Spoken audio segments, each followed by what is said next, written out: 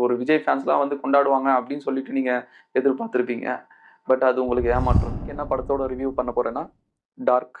இந்த படத்தோட ரிவ்யூ தான்.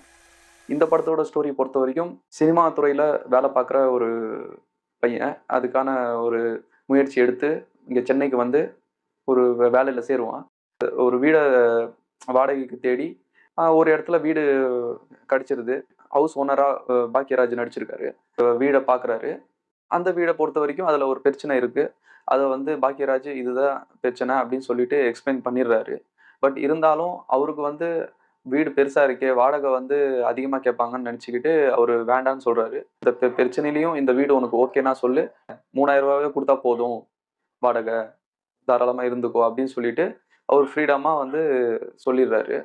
சார் நான் வந்து நீங்க ரூ. 3000 தான் இந்த வாடகைன்னா, நான் 100 பேயோட கூட இருப்பேன் சார் அப்படின்னு சொல்லிட்டு, ரொம்ப கேஷுவலா அத வந்து எடுத்துக்கிட்டு, அவர் அன்னைக்குலேருந்து வாடகை குடி வந்துடுறாரு வீட்டுக்கு.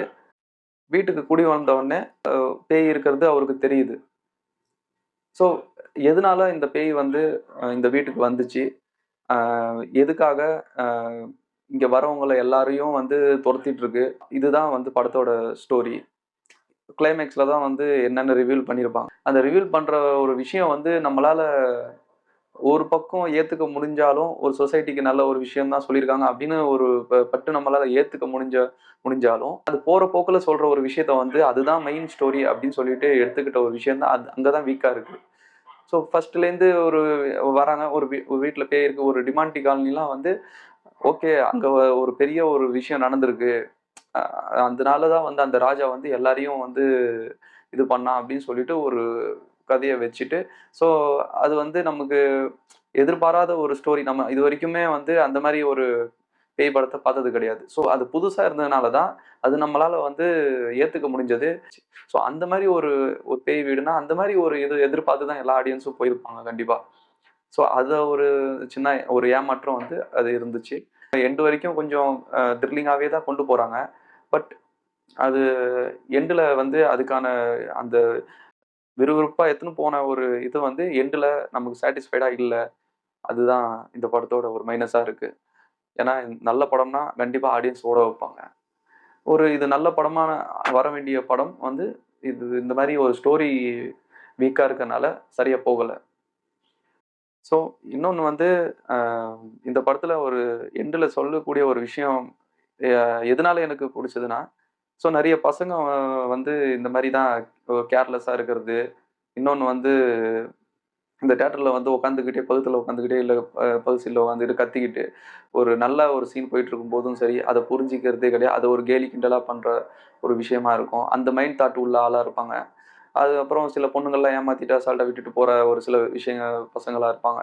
ஸோ அந்த மாரி அ ஆளுங்களுக்கு ஒரு செருப்படி குடுக்குற மாரி ஒரு எண்டுல ஒரு விஷயம் வச்சிருப்பாங்க.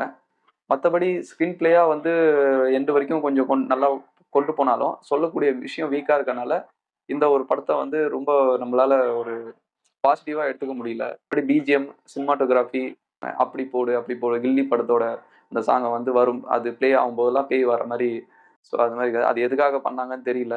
நெறைய படத்துல வந்து ஒரு பேய் சாங்ஸ் பேய் ஏத்த மாரி ஒரு பிஜிஎம் உள்ள சாங்க வந்து தான் இது பண்ணுவாங்க.